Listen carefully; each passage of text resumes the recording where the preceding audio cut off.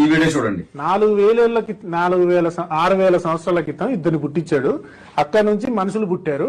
2,000 సంవత్సరాల క్రితం యేసును పుట్టించాడు. మళ్ళీ ఈయనే పుట్టించి వాడిని సిలువేసి చంపేశాడు. ఎవరు? మళ్ళీ యెహోవానే చంపేసి, నువ్వు ఆ సిలువ మరణం ఏదైతే ఉందో నమ్మితే నువ్వు పరలోకం పోతావు. నీకు అక్కడ ఏం కావాలంటే అది ఉంటాయి. నమ్మలేదో నువ్వు నరకం. ఇదే బైబిల్, యాపిల్ స్టోరీ.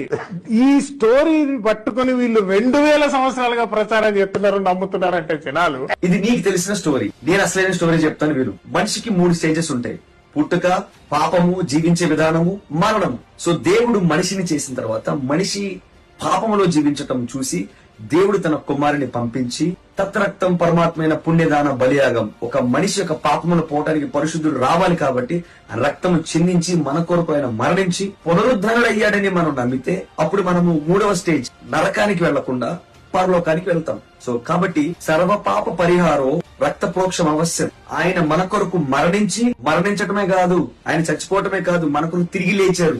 ఏ దేవుడు తిరిగి లెగవల. కాబట్టి మనం ఆయన్ని నమ్ముకుంటే నరకానికి వెళ్లకుండా పరలోకానికి వెళ్తాం.